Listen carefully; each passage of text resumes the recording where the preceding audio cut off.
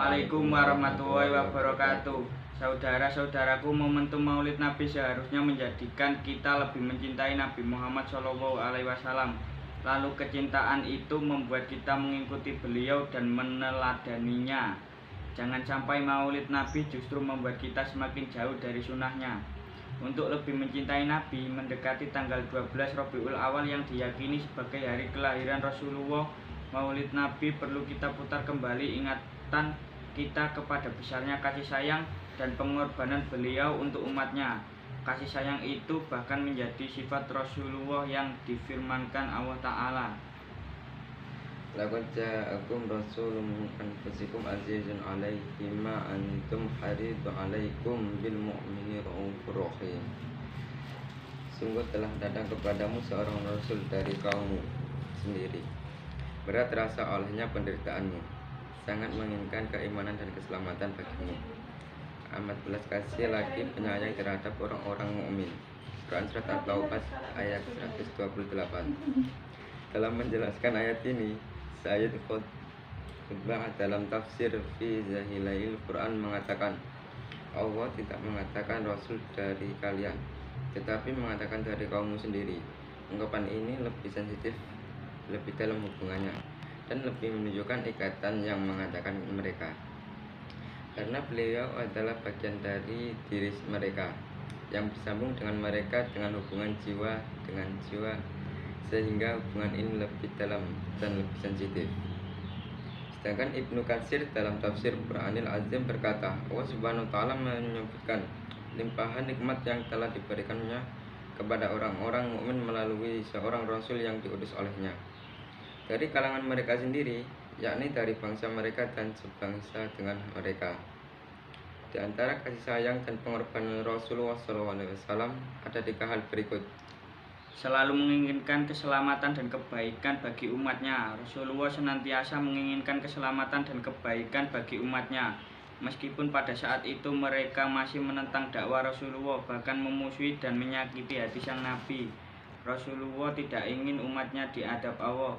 Meskipun malaikat telah datang menawarkan bantuan, seakan malaikat itu sudah tidak sabar dengan penderitaan Muhammad akibat permusuhan kaum atau kabilah tertentu. Hari itu Rasulullah berdarah-darah, kakinya terluka oleh lemparan batu penduduk Taif. Bukannya menerima dakwah Rasulullah, mereka justru mengusir Rasulullah dengan cacian dan batu. Betapa sedih hati Rasulullah saat itu. Kesedihannya bukan karena merasakan sakitnya darah mengalir, tetapi karena umatnya belum mendapat hidayah.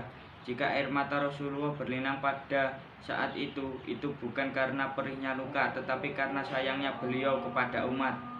Rasulullah kemudian bersimpuh berdoa kepada Allah dengan doa yang menyayat hati, terutama bagi Yaid bin Harsha yang menemani beliau saat itu. Ya Allah, kepadamu juga aku mengadukan kelemahan, kekuatanku, kekuranganku, siasatku, dan kehinaanku di hadapan manusia. Engkau yang paling pengasih, Engkau adalah Tuhannya orang-orang lemah. Engkaulah Tuhanku, kepada siapa hendak Kau serahkan diriku? Kepada orang jauh yang bermuka masam kepadaku, ataukah musuh yang akan menguasai urusanku?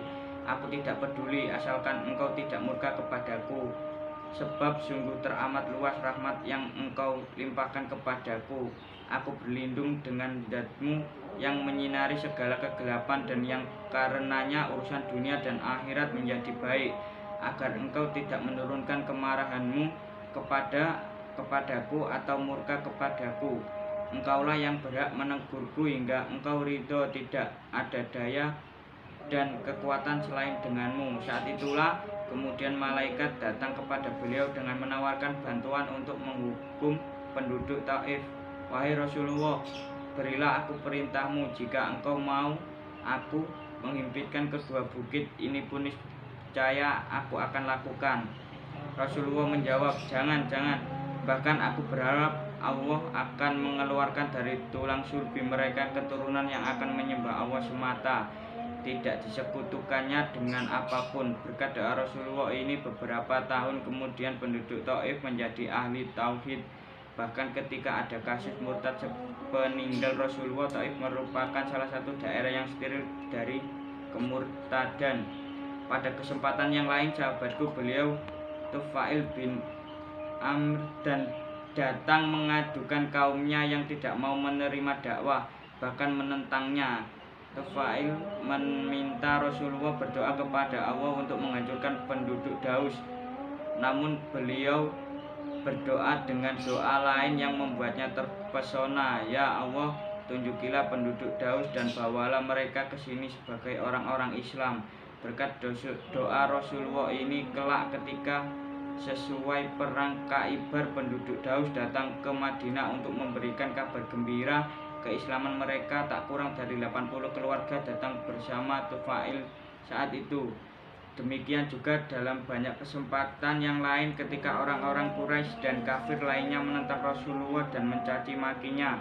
Beliau kerap membalas kejahatan mereka dengan doa, Allahumma di qaumi fa innahum la ya'lamun. Ya Allah, ampunilah kaumku, sesungguhnya mereka belum mengetahui. Keinginan Rasulullah agar umatnya berada dalam keselamatan dan kebaikan serta terhindar dari adab ini diijabahi Allah dengan ketentuannya. Dia mengistimewakan umat Muhammad dengan tidak menurunkan azab kepada mereka, tidak seperti kaum terdahulu. Di saat mereka ingkar kepada ajaran Nabi, mereka dihukum dengan azab yang menghancurkan dan menghabisi riwayat kaum tersebut. 2. Memberi syafaat bagi umatnya. Inilah kasih sayang dan pengorbanan Nabi Muhammad SAW. Yang kedua, yang tidak dimiliki oleh para nabi sebelumnya, yakni syafaat untuk umat. 3. Meringankan sakaratul maut umatnya. Kasih sayang dan pengorbanan Nabi Muhammad SAW yang tidak kalah sebesar yang terjadi pada akhir hayat beliau. Saat itu malaikat maut ditemani Jibril datang kepada beliau mengabarkan hendak mencabut nyawa beliau. Sekian dari kami. Wassalamualaikum warahmatullahi wabarakatuh.